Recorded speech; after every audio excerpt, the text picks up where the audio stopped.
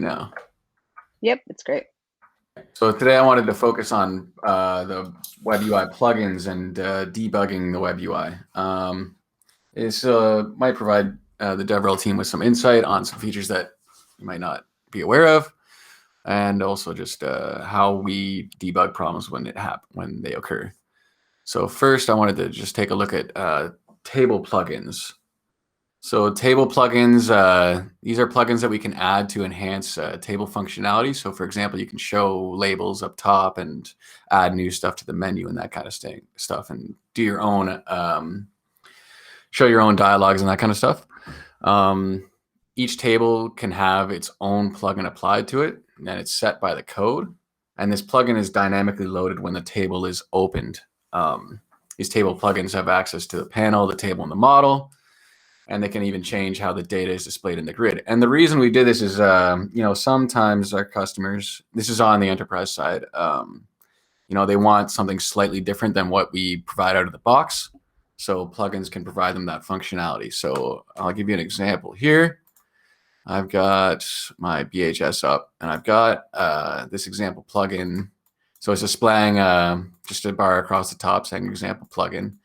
And you can, there's some right-click menus that show the table and the filters that are applied to it. So if I change a filter, for example, and I look at the table again, you can see that there's a filter set on that table. So that's kind of neat for debugging. But what's cool about this is if I go over to my code here, so this is my code for the plugin. If I change this code, so for example, vendors cool plugin. So I just change that real quick. I rebuild.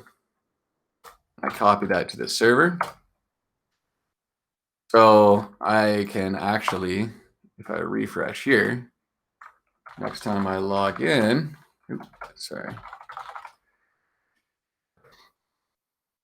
and open up another table with that plugin, you'll actually see that it has the new label that I just created.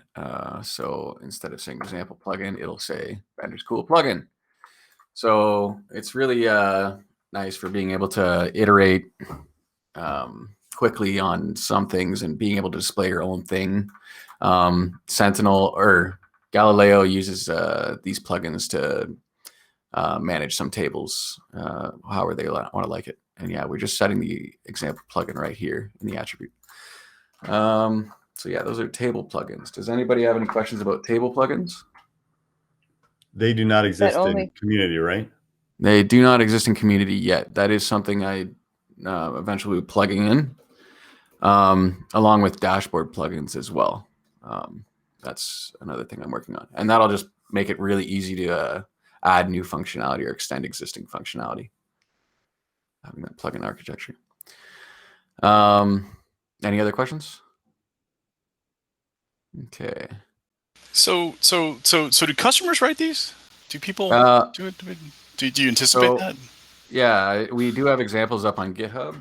So if where is that repo? One sec.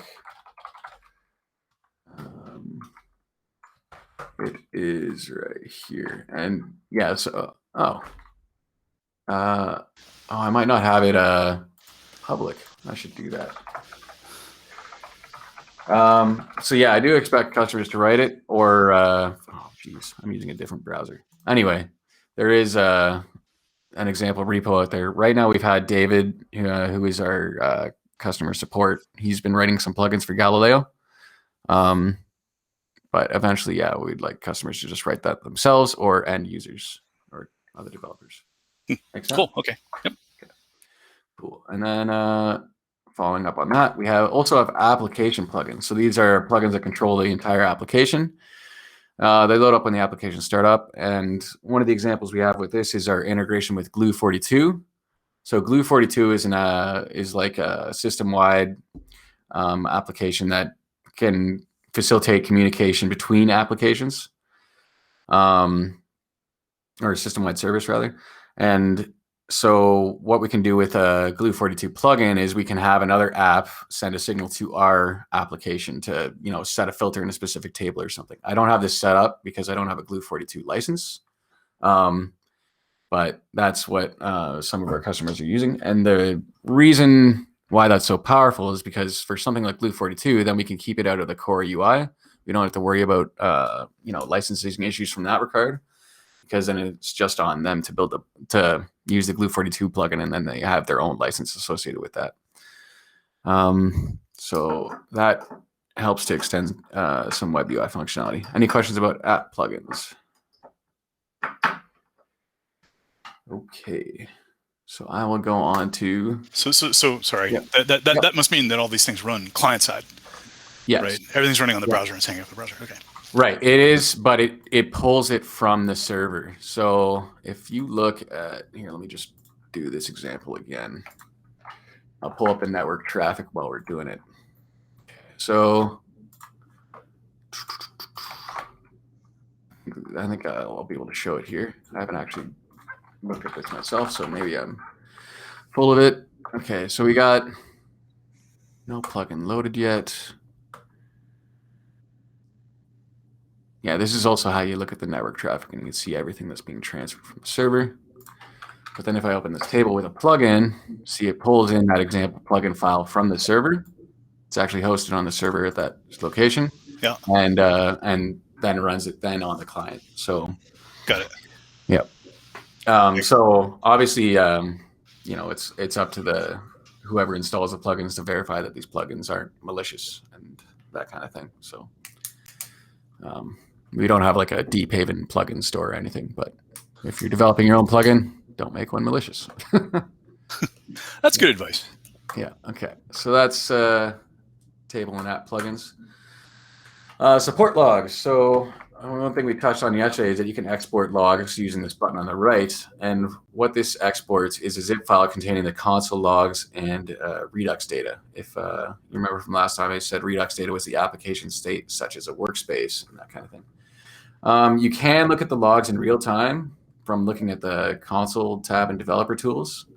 But for us, when we're asking someone else to describe the issue, it's easier just to give us the log. So for example, let me just refresh this page. So we start from scratch. Okay.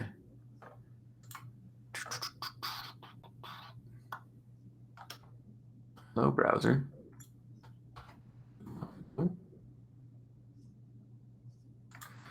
And sometimes the debugger gets messed up and just stops me with the next page from loading.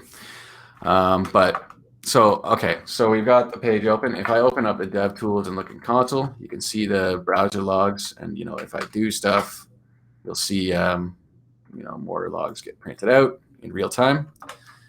But to explain to someone to open console and look through these logs can be a bit of a pain because it is different from browser to browser. Timestamps aren't always shown and that kind of thing. So what we have is this button on the side to export logs. And once they're exported, you can unzip those and you can view them in an editor of your choice. So for example, let me pull these logs here.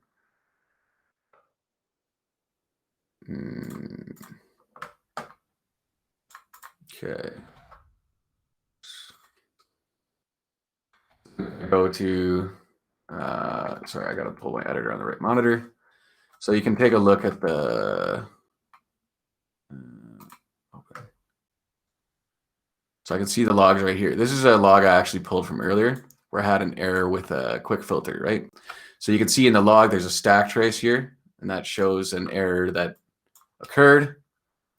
And I can reference this by looking in the Redux data as well. So I can see there's an error creating a quick filter, and it's unable to parse text from this string FDSA. I got this error when what did I do? On one of these tables, all I did was I just set a filter to FDSA, which doesn't make sense because it's a number. So that error is in the logs. But then if I look, so I might be wondering, how did I get this error? I cross-reference it with Redux data, and I can look at the current application state, and I can see that there's a quick filter set, text FDSA, in this grid panel. So this Redux data is really handy for looking at the current state of the app. You can see all the all the data and like workspace data, the formatters and settings like that, the current layout and all the panels that are open and their state. And then this gives you, the console log gives you a history of like what happened and any errors that occurred. So by looking at those two things, we can often track down what the problem is.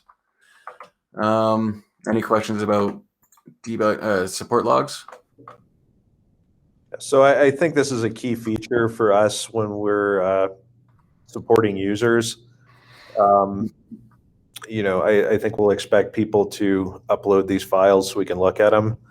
Do we have that process documented anywhere? I think it's in the web client UI README, but I don't know if it's documented in the core docs anywhere. I think Margaret asked me about it recently and I pointed to her, I think, right? Am I wrong about that?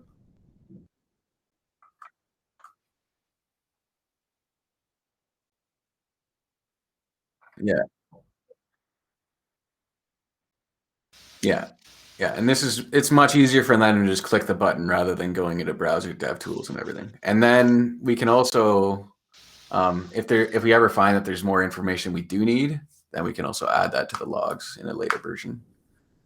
So do we have a way to pull this through the Open API, or does somebody actually have to be on a console? And what does this mean for application mode?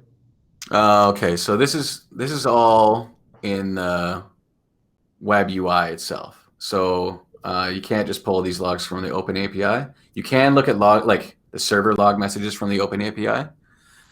But this is the UI logs that we're looking at here. These are not the API logs. So it's whatever we've logged in the browser and the current application state.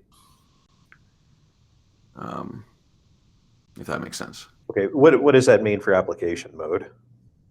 For application mode, that still means like. Does the button still exist? I have the button still exists. Yeah, basically in application mode, it's you just don't have these two panels, right, or these panels. You just have a bunch of tables and dashboards, but that button will still exist, and you can still export the logs. And it's relevant for application mode, right? Yeah. So when you hit the button, you're going to get the state at the time you hit the button. Yep. So if the error occurred minutes ago, as long as that panel hasn't changed, it'll always reflect that state. Yeah, and it would, the error, if it occurred, you'd probably still see the stack trace in the logs, like Okay. like the stack trace. Yeah. Okay. Yeah. Okay. Any other questions about that? Okay, so that's analyzing support logs. So some of the dev tools that we use. Oh, this is a poor slide. Let me resize that a little bit.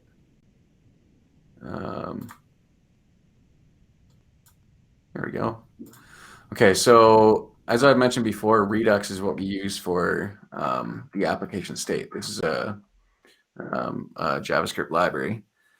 And they have some dev tools that integrate with Chrome or Firefox that you can look at the current application state or previous states, and you can see the actions that occur. So for example, on this page, I can look in Redux, and I can see all the actions that occur. So if I move a panel, for example, this will update the workspace. So I see a set workspace call.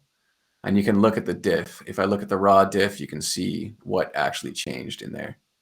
And this is all in the application state. So you can see some log levels changed, but I also moved the layout config. So this content has changed. Now it's positioned in a different spot. You can also see this if I change, say, a formatting rule. If I change that to this, you'll see the workspace change. You look at the diff, there's the format string diff. And you can see all the actions that occur to change the state and go back and look at them. You can look at the raw state and previous states. And that's just really handy to see how the application has progressed and what might have happened. You can replay the state. That doesn't really work so well with us, but it is something you could theoretically do. But yeah, so that's one handy tool for debugging the actual application state. Any questions about that? Okay. So in regards to that being used, that's available to users. We could hypothetically document it and teach them. Mm-hmm. One of our support people hypothetically can get on a screen share with them and have them show us stuff and be able to read these things. Or as an escalated version of that support person could be you or some other JavaScript developer. But you don't expect these types of histories to be sent to us or anything like that. No. Okay. Yeah, this is more in-depth debugging. Yeah. If the support logs aren't enough for some reason, or if you're just a developer debugging in real time. All right. Any other questions about that? Okay. Another tool that we use is the React developer tools. So this, you can inspect the current props and state of individual components. You can even copy methods off those components and interact with them. Or so this is handy for tracking down which component is misbehaving or has an unexpected value set or something like that. So for example, if I go over here, go to Redux, and you can use this pointer tool to actually pick something. So I'll pick something from the command history, for example, and I can see. So you may be wondering why all these names are kind of just one letter names. It's because I'm looking at the production version of the app, and everything in the production version is minified and uglified. So those names get messed up, but I can still see the actual objects and their values. If I was debugging developed version, I'd actually see full names for components. So for example, I can see the item list item and command history item and that kind of thing. And then you can do fun stuff like this. So I can look at my item list. I can see the items that are currently set, the offset. And what I can do is I can even, so say I wanted to simulate selecting this item. Okay, so what I can do is I can go in here. Okay, I see that it's item number 258, and I can actually emit that event on my item list. So on my item list, what I do, there's this prop for on select. So this is what gets called when a selection is called. I store it as a global value. So it's now my React temp value. So then in the browser console, I can actually call that method. And if you remember, the item list item I wanted to click was number 248. So I can do that, call that, and then it emits the event simulating that I had selected that item. And as you can see, it sent that command to the console. So that's just it's a pretty powerful tool for debugging and manipulating the application state. Yeah. Any questions about React developer tools?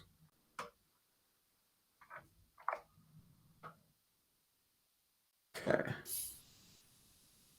I think that's pretty much all I wanted to go over today. I did include a link to Vlad. He's got a write-up on more debugging tools. I don't know if you guys would be interested in that. But yeah, are there any questions about anything web UI related or anything I've gone over today? So, Yeah, so just go ahead. So yeah, just kind of an overview, general question. Is this kind of mimicking how customers use, paying enterprise customers use the tool? Which is mimicking it, you mean? Like just everything you went over in general. Like, is this how a customer would go about debugging issues using Deephaven? So, I mean, I would expect most customers just to send us these support logs and then we debug it. They certainly can dive into these developer tools as well. That's a little more advanced. Gotcha. Kind of neat, yeah. Cool. Because it does, now that we have a lot of our source code out there, it could be it could be something that they debug themselves. But yeah. Okay, Sounds So- good.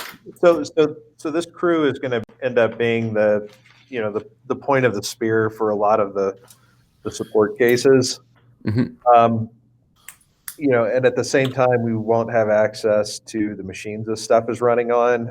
How would you expect the debugging workflow to work? Yeah, ask for their logs, the support logs, and a screenshot. And we'll take it from there. Then we just debug it from there. That's probably the easiest. And if we find that we're not getting some information we need in those support logs that are exported, then we can look at updating that feature to include more information. Because that I think is the easiest way to figure it out.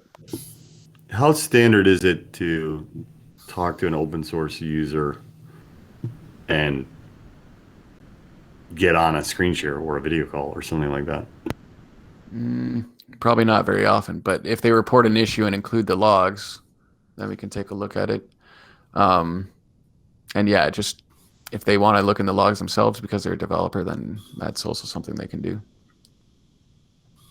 Yeah, I mean, I'm certain it's something we could do as long as the network on their side is okay with it. How often have you had to jump on with somebody at the client? Myself, not often. I imagine David or Paul have jumped in a few times. Yeah, sort of echoing the response to Jake's question earlier, like all enterprise customers ever do is say something's broken. And then we figure it out. In the case of the web UI, yeah, it's primarily being used at Galileo, and we have our own JavaScript that guy embedded there. So, so it's not exemplary of what you guys will expect in community, or even what the next enterprise customer will have, I think.